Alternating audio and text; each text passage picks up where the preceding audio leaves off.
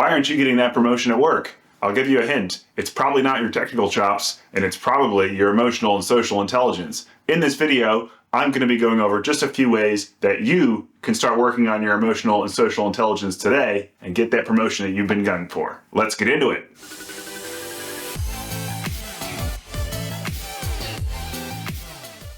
Everyone thinks that they should be getting promoted all the time.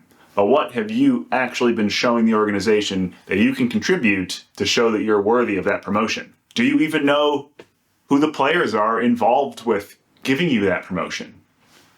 These are some of the questions you're going to need to start asking yourself as you raise your emotional and social intelligence and start working towards getting that promotion. I'm going to start with a simple phrase that I like to use. It's not who you know, it's who knows you.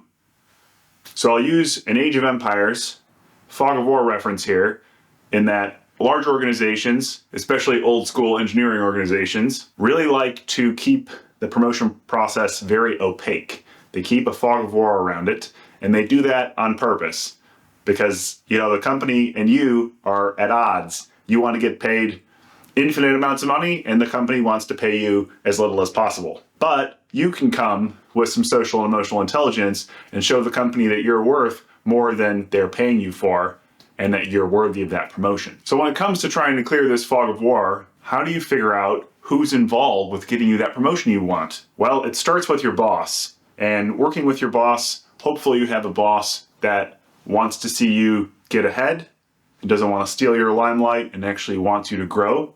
I've had a large variety of bosses over my tenure so far, and there's been mostly good bosses, I'll say.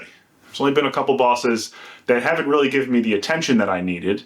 They weren't actively trying to cut me down, so if you're going through that, I definitely would consider moving groups or trying to transition to a different boss as quickly and efficiently as you can. If you have a boss that's willing to help you get ahead, using your boss to figure out how the system works.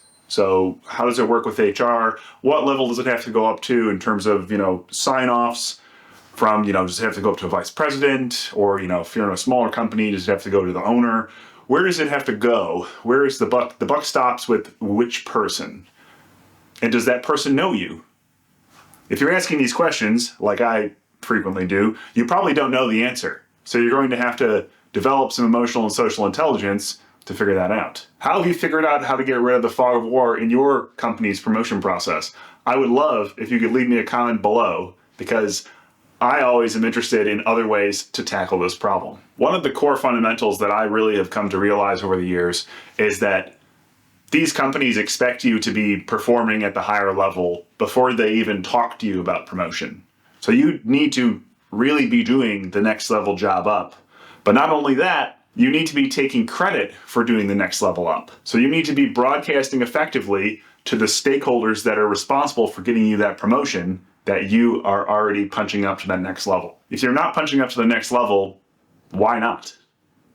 When it comes to these promotion things, this should almost not have to be a conversation. I definitely have experienced that before, where it's like, oh, I didn't know we need to have this conversation. I guess I need to work on my broadcasting. And this is the kind of stuff where you need to start taking some personal culpability and responsibility, because there's nobody coming to save you when it comes to this promotion stuff. This has to be coming from you, and the squeaky wheel gets the grease. So if you can be the squeaky wheel without being, oh, woe is me, I'm not getting promoted, this is the worst. You can really just be more conscious with what you're doing at work, trying to get your boss to help you figure out who the players are and getting that promotion that you want, learn how to broadcast better. When it comes to competing with your peers, you either can acknowledge you're playing in a pool with them and are trying to outshine them, or you can lose. It's up to you. It's really that simple. You're in a pool.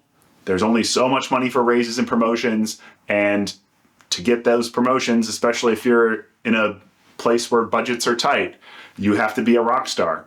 And being a rock star means having the IQ to actually do the technical work in the most efficient way possible, as well as broadcasting things effectively. So using your social intelligence to broadcast things to the people that need to know about it, and also having the emotional intelligence to have a lay of the land when it comes to how you're participating inside of your small subgroup and who feels what about whom. So now you're getting into some of the social and intra-organizational politics of promotions and raises and this entire game we call corporate life. Are you broadcasting your value to your management effectively?